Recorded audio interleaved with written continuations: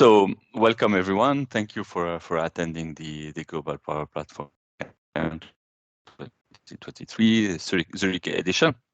So my name is Alaa Bitar, and I will walk you through. Yeah, let's have some fun in the next 25 minutes. I created like I call it a single touch to jump game in PowerApp. It's like those games you have it almost everywhere. You are like someone who is running, and there's some obstacles running towards you, and you need to jump to escape or to avoid those obstacles. So I created this in PowerApp to also show that PowerApp can be fun. It's not about business processes and very serious stuff. We can also leverage the fun part of it. So very quickly about me. I think I have too many years of experience in the Power Platform. I'm a SharePoint addict since 2007. Those are my social media, LinkedIn, my website, my GitHub, and I have a YouTube channel called It's Power. And my name is Alaa Bitar, by the way. Very quickly, like the agenda is super simple, like a very quick intro, as I was saying, and then we will jump directly into the demo and try to walk you through the different part of the app, so you can at least understand how we can basically leverage or do some animation and create like a game. So as I was saying, we will see like a touch to jump game in PowerApp. So it's only a Canvas app, no flow or whatever thing, no connection to any database or something like that. Everything is embedded in the PowerApp. All the media, all the different artifacts are completely centralized in this one screen. PowerApp Canvas application. So without further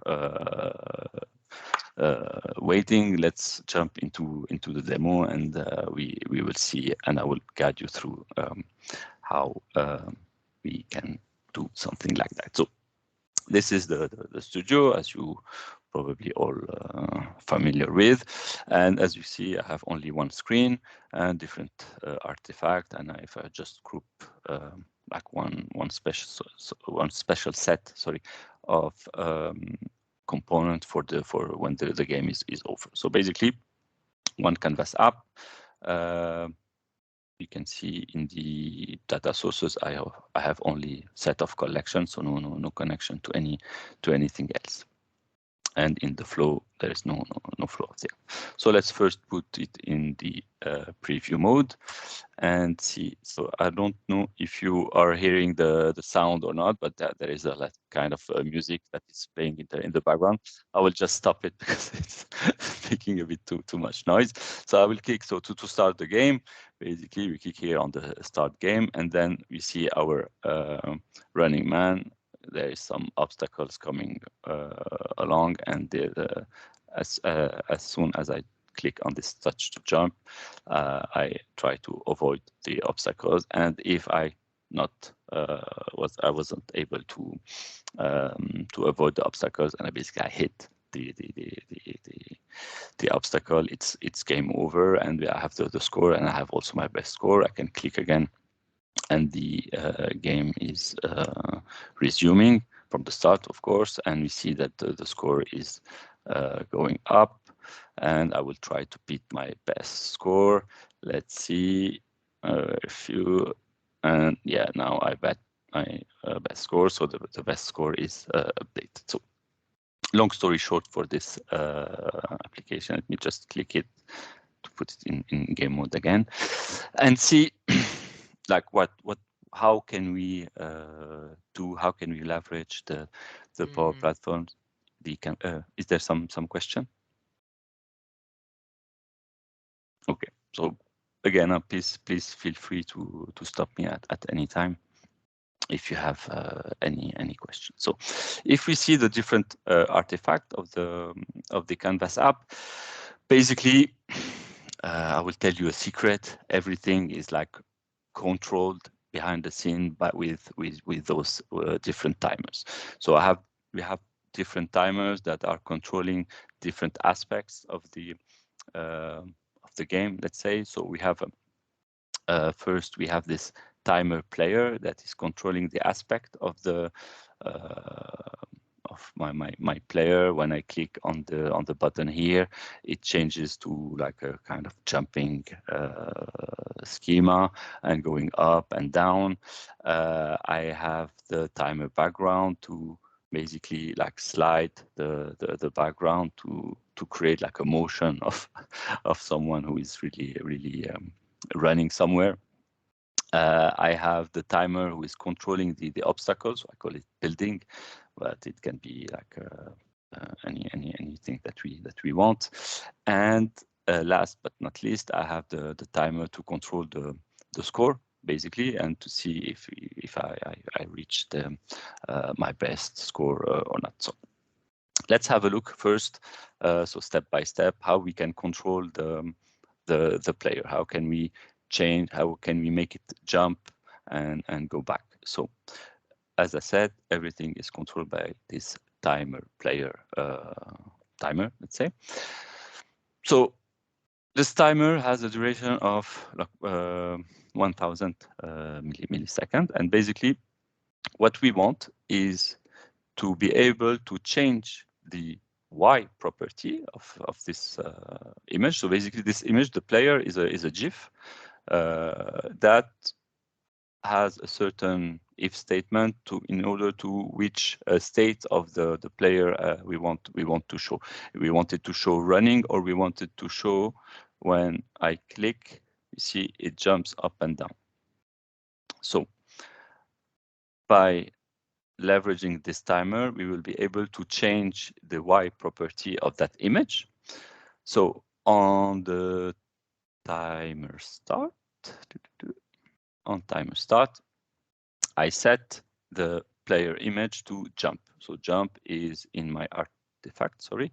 Jump is that GIF image that we see here. Is like this motion of someone who is like kind of jumping, spreading the legs.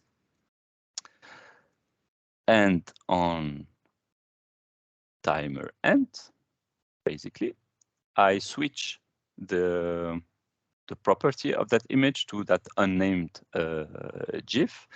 That is the unnamed GIF. That is this one, the motion of a player who is running, or someone who is running. So we know that when the timer starts, the image will be set to the jumping, and then when the timer ends, the image will be set again to that running. So this is how we control the switch of the different kind of motion. And also I set this jump variable to false. When this jump variable is set to true, basically is on the I have this button, basically on select, super simple. I put a variable _jump to true. And when that variable jump is true, what I'm doing here with the player, the Y property of the player, this is how we are tricking, let's say, the Canvas app in order to show like a motion that the Y first when it is in the first half of the timer, when the timer value is less than half of its value. So I'm not going to go deep in those different between bracket static variables, but this is just for you to know or to understand that those corresponds to the top Y here and the Y where the player should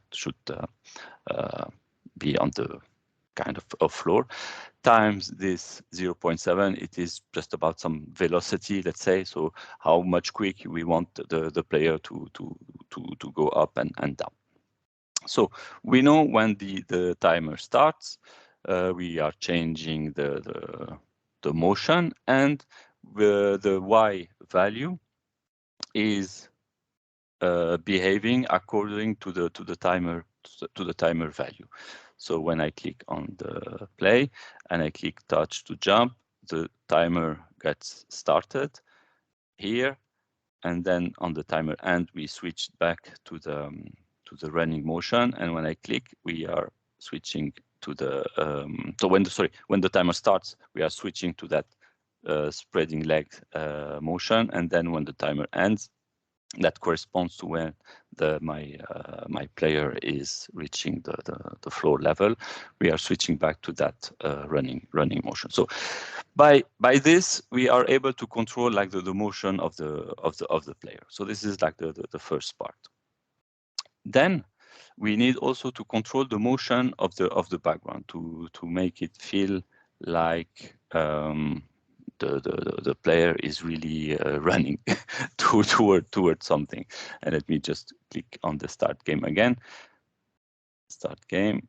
You see here the background is changing a bit, so it feels like a motion to like I'm sliding basically those two images. I'm playing with their X value. If we go back here, we see, so I intentionally put the sun image as a separate image here. So this is kind of a fix because the sun is very far, so it should not move along the background. This creates a bit kind of more kind of realistic motion, let's say, to the background. And everything also is controlled by this timer background. Same kind of principle. This background has a certain timer, so not going to go into details or why it's for 4,300. It's just about some calculation to move those two same size images from this position to their initial position. And we see here, so we have those two images, so image 1 and image 1_1. And the idea is to move them horizontally from left to right. So the Y property is fixed, no, nothing changes here, and we are playing with the X property of that image. So the time 0.15 is just a velocity, let's say, how quick we want to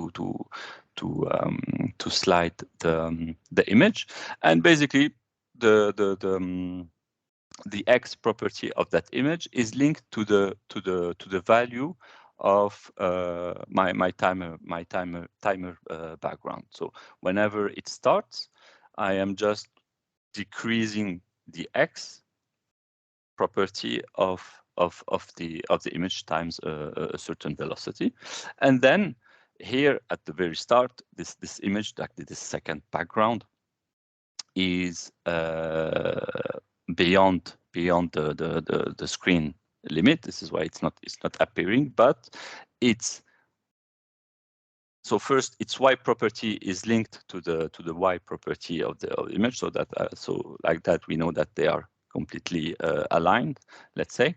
And the X property is just about taking the X property of the main image plus the width. So as soon as this image is sliding to the left, this one is basically glued to it, and then it will move. So this is how the background, let's say, moves.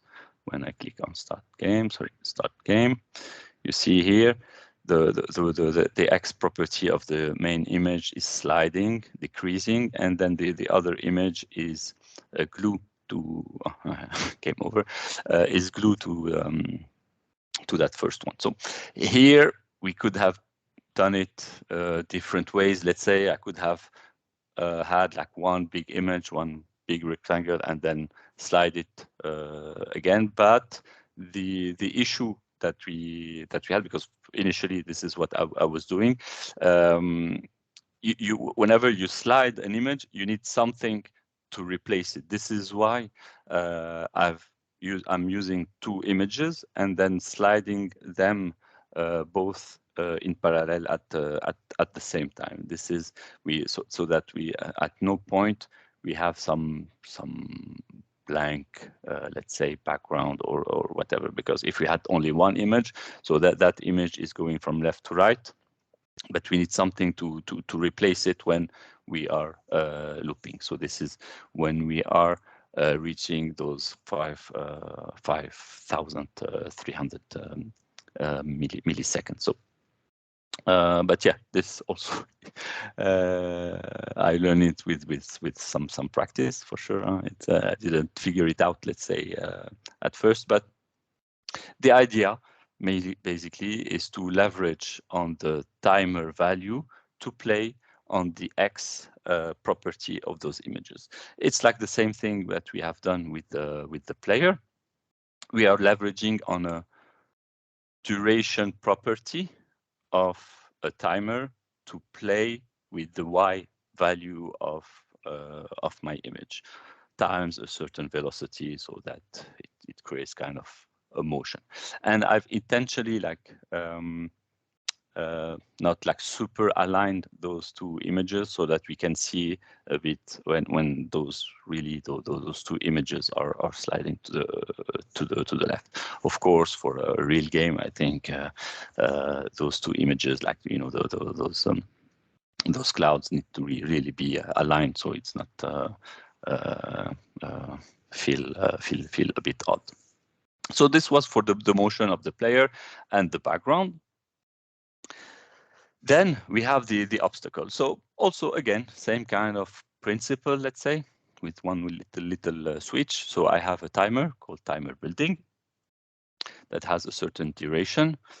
And so on the timer starts, I am randomly generating a number between, basically this is to generate a number, an integer, so a whole number, no decimal or whatsoever, between 0 and 4, because basically I have a collection in my onStart event that is I'm creating a collection called set of obstacles that have 4 different items. Each item has an ID and a type of icon. So people, person, pin, shopping cart, and tool. This is why sometimes those icon changes. So to create a bit different kind of motion. And based on this random value, I'm picking the corresponding item from that set of obstacle collection, and based on the random number that is generated, I'm picking up the corresponding item based on the ID. So if the random gives me 0, I will pick this icon.people.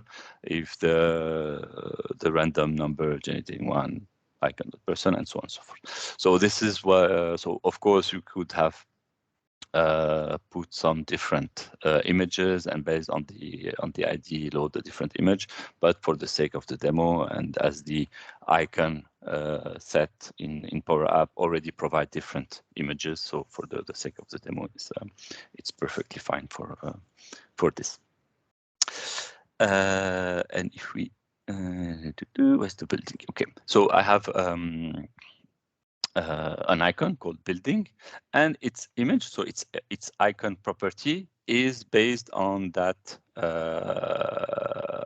current obstacle that is generated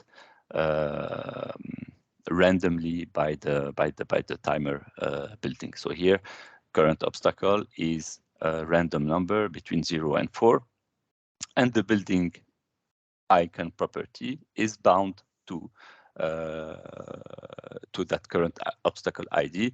Based on that, I'm grabbing the corresponding item, and I am assigning the type that is an icon. So this is how I am able to change the icon from every time the timer is triggered, let's say. And on the timer ends, basically nothing happens. So I don't need to do anything. But the slightly difference with this timer and the rest of the timer is that this one is repeat. So as soon as it starts, so it's not auto start. The start is bound to this start game property, and the start game property is only is set to true when I click on the start game. So when I click on the start game button, I'm switching the start game variable to its opposite. So if it's false, it will be true. If it's true, then it will be false, because if I click again, I can stop the game. Let's see it again. So I can click here. Sorry, click here. The icon is moving. Timer ends. Timer start. Timer start. Different random number is generated, and then I couldn't escape the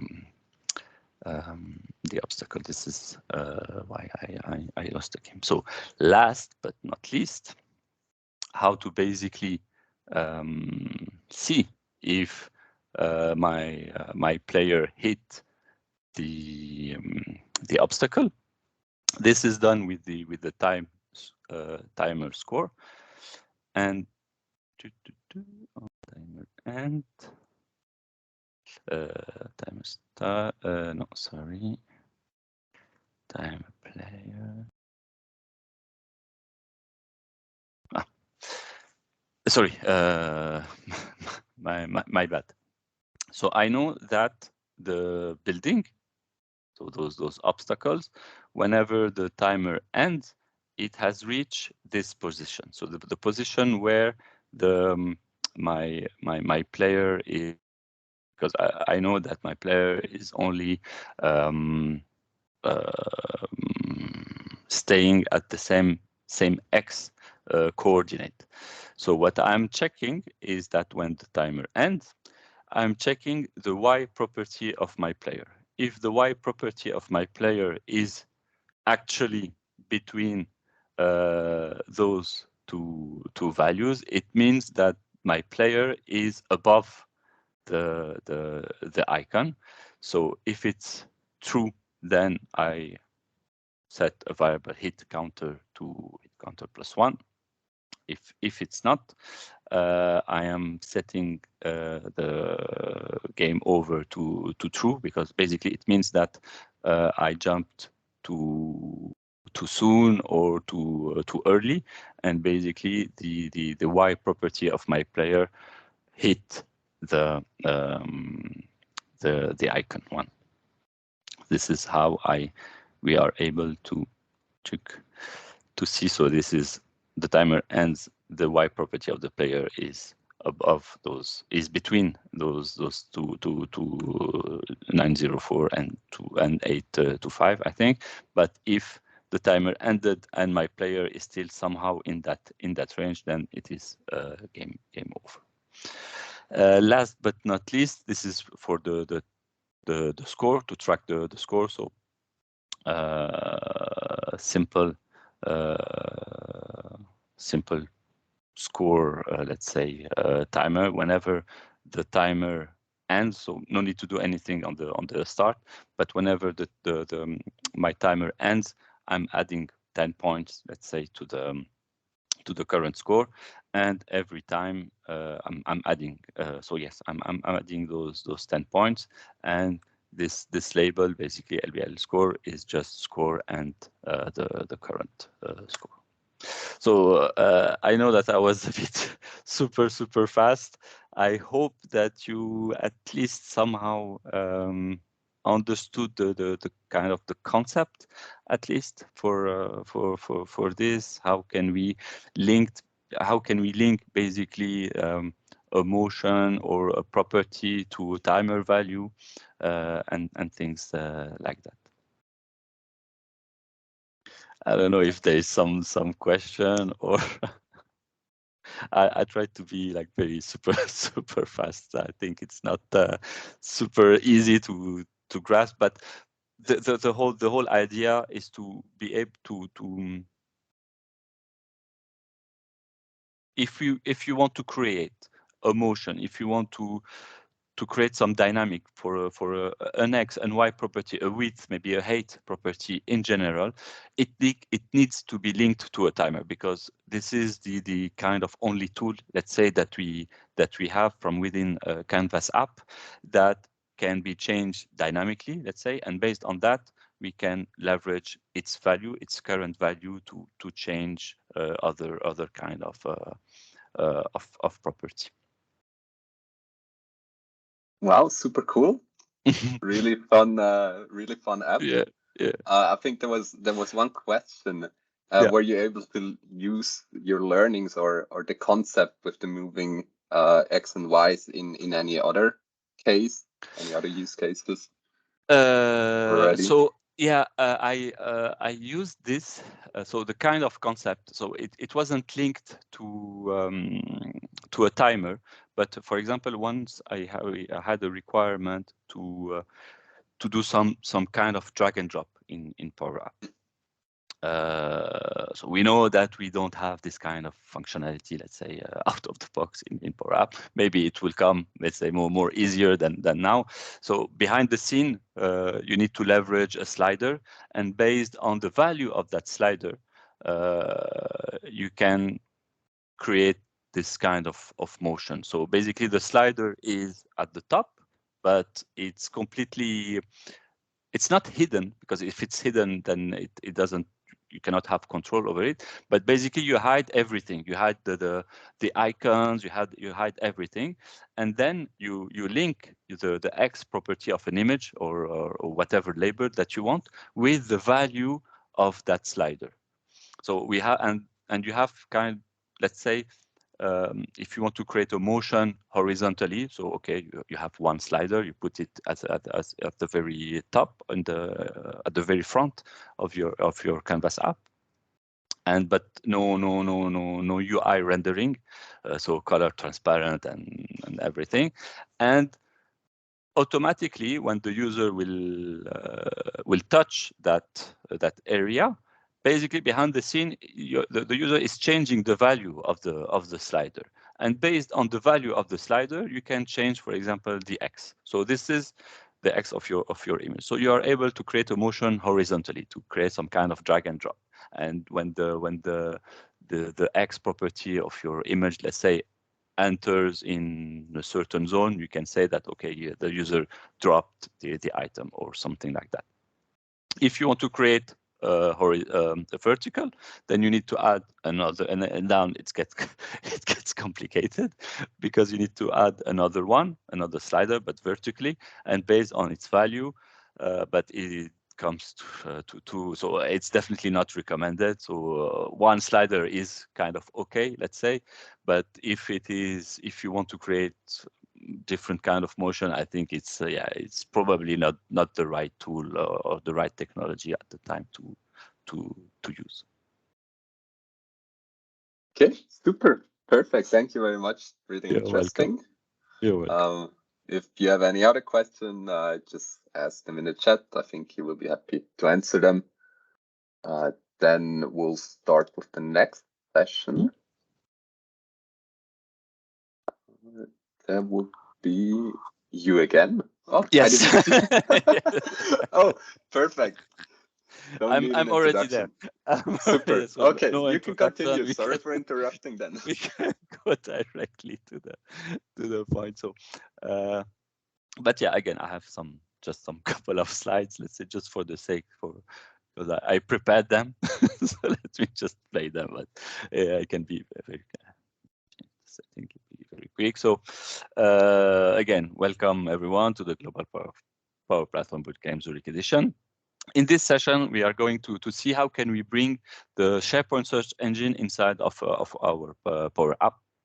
The idea, so I'm still the same guy as 25 minutes ago, still SharePoint addict and everything. Agenda is also the same. Very quick intro, and then we will jump to the demo. Before jumping to the demo, I don't know if it happens to you, but it happened quite not a lot, but it happened quite to me. You create a Canvas app model-driven app if you want, or whatever. You're creating apps in the Power Platform.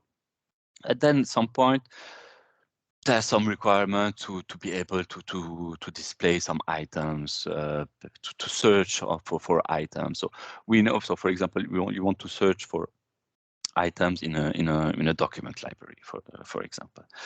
We know that okay, you can grab the document library as a data source, and you can do some filtering with the gallery and so on, and basically grab the different items and display it. But we know that there is a lot of how can I say, limitation, the number of items that we are getting, the property that beyond a certain limit are not properly returned, and so on. So we were thinking, so I was thinking, so how can we maybe do something to overcome those limitations? And I had an idea. So why don't we leverage on the SharePoint search engine and let the SharePoint search engine do what is very good at. SharePoint search engine works very fine, very well, so that we are able to even grab many items without those kind of limitations that we know we have when we directly use a SharePoint library or SharePoint list inside of our PowerApp application. So the idea is to be able to leverage the SharePoint search engine to bring items into our PowerApp. So, long story short, very simple app. The idea is just to understand how can we link a PowerApp to the SharePoint search engine. So here also again we have only one Canvas app, one screen, but it is linked to a Power Automate workflow. Let me put play here. If I click on search, basically it doesn't return anything, but if I click on test, click search, I am triggering a Power Automate workflow. So when I click search, or when on the onChange property of my text box, I'm triggering a Power Automate workflow, that is triggered by PowerApp. This Power Automate workflow leverage the HTTP connector. So yeah, this needs to have premium. It is a premium connector, the HTTP. And then do a query to the SharePoint search engine to bring result, then parse the result, and then display it here in the Canvas app. So here and we will see, I restricted the search only to documents, and I'm searching only in the title of the document. I'm displaying the name of the document, the version, the type, and here two icons, one that enables me to open directly the document, and one icon to open the containing folder of that document. So how can we do this? So first we need to create that flow, that Power Automate workflow. You see here, whenever I click on that search button, I am clearing and collecting a collection that I call API result. I'm triggering this Power Automate workflow, and I'm sending as parameter whatever has been typed in the text box. And I have my simple gallery, gallery, vertical gallery, that is bound to this API result collection. And inside I have three labels and two icon, and this so this LBL title is bound to the title property. The version is based on the version property in SharePoint, and we will see how we get this. There is the file extension, and then there is this open document that is linked to the path property and question mark web equal 1, so that automatically the document is open in the browser and it's not downloaded or something like that. And to open the file location, I'm binding to the parent link property. That how can we do this? Very simple. So let's go to the SP search API workflow and see what is made of under the hood. So as said, this is a Power Automate flow that is triggered by PowerApp. I'm creating a variable called search items, which is basically the parameter that is sent to this PowerApp. And then here, I am querying the SharePoint search engine. So I have the site /lab to do some testing. It's method get, and then here it's the URI of the SharePoint search underscore API /search /query. Here, then you need to define the query template. So the query template is where you can filter what you want to bring back from the search engine. So here I'm saying that I want the search term that the user selected in the text box to look only in the title property of whatever keyword the user search. Plus, I want to bring only document. Plus, I don't want any ASPX result document. I don't care. I'm only filtering this. Then I need to select which property do I want. So what I'm looking for is the title, the path. This UI version string OWS text is what internally it's the name of the version property internally in SharePoint. So this property is bound to the version property in a document library. The parent link and the extension. This is what I want to. Those are the properties I want to bring, and for the sake of user friendly, let's say, I want the result to be sorted by last modified time and in descending order. In the headers, I'm specifying the access and content type to application/JSON so that the search engine returns me a JSON format result. Based on that, we use the parse JSON component. The content is whatever is brought by this API call, and you can directly. So we're not going to go in details of the schema, but you can just copy paste it from a sample. But basically, the search engine returns a set of really defined, let's say, JSON object with so it returns also the query that you sent and so on. But what is really kind of important is the ones that are returned in that rows property. So the rows properties, you will have different items in. So as much as result as the search engine brought will be in that rows property, and in that rows property you will have those properties. So, but the thing is, and let me show it to you, it will be more easier to understand. It is just the way that the search engine works. When the search engine replies, let me grab this here, put it there, paste it, bring this here so you can see the results. If we oops, let me go a bit up, yeah, to that row. Okay, so the rows, as we mentioned, it will return items from within that cells property. It will return an array of object with the properties that we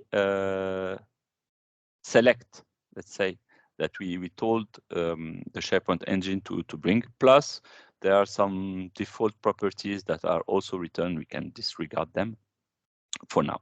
But the thing is, the way that the SharePoint search engine will return, you won't have an from within that JSON, you won't have like an object with a property called title and its value.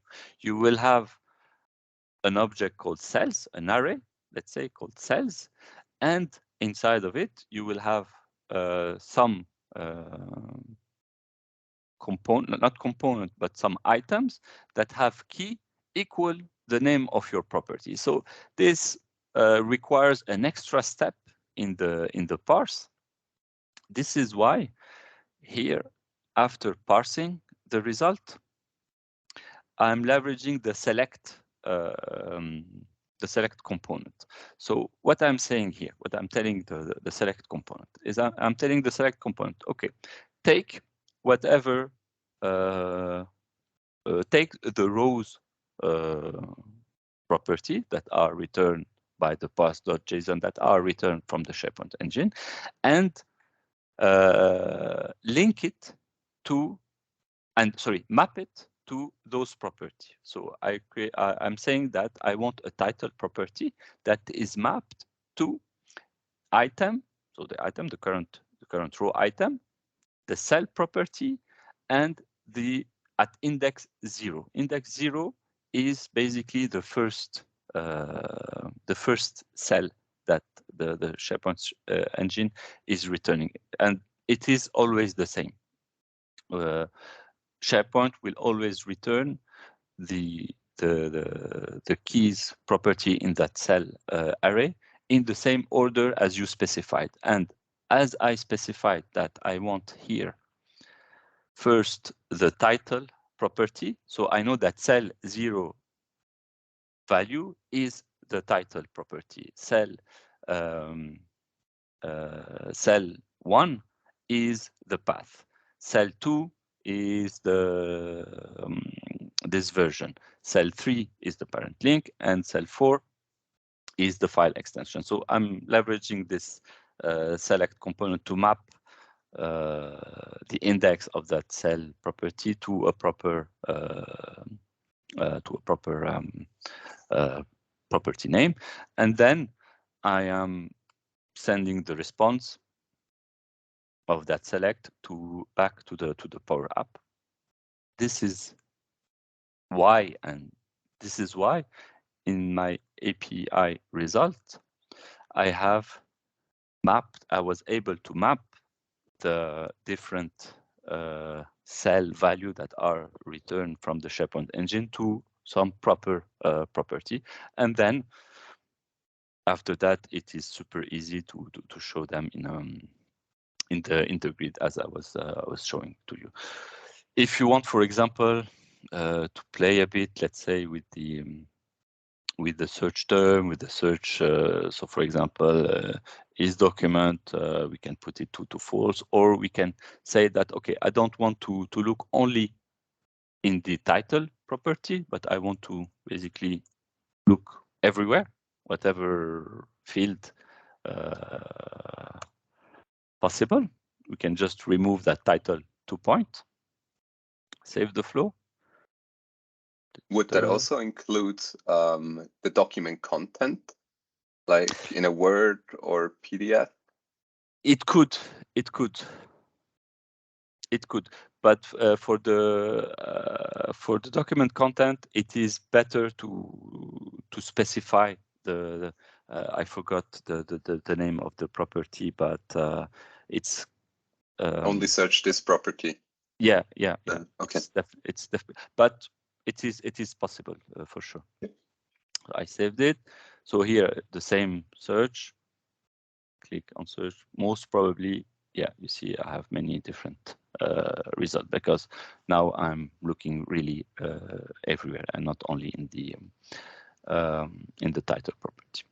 So what I've also done, so here I'm triggering that flow when I click on the search button, but you can also trigger it on change. What I don't really like on the on-change is that it's not like, so you need to type and then you need to lose the focus so that the on-change property is triggered. It's, yeah, a bit less of a good experience, let's say, from my point of view. This is why I initially put that search button to really search on the to trigger, let's say, the search engine. So this is an idea on how we can leverage. I think we can definitely find other business cases that represent a bit more real, concrete, let's say, business cases. But again, this is for you to know that, yeah, we can leverage the search engine like that. So the only drawback, let's say, is that as we are leveraging the send HTTP, it's premium connector. No, sorry. The send HTTP request to SharePoint search API is not the premium. It is the response that we have here that is premium connector, because it's not possible if we want to leverage the respond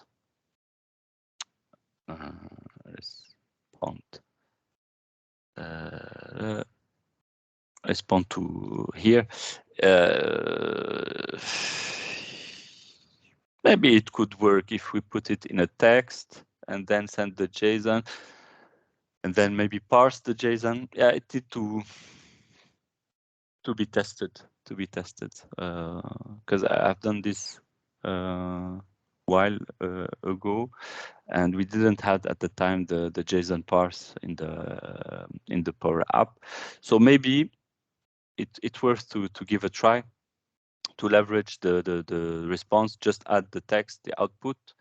So you can see here, put here to the output of the select. Select not the person. I see we cannot even not put it here. This is the issue. Yeah, but again, to be more precise, this search API is premium connector, not because of the send HTTP request to search SharePoint API, because this one is not premium, but it was because I need to use the response connector. And that's it. So thank you to the sponsors. Any questions?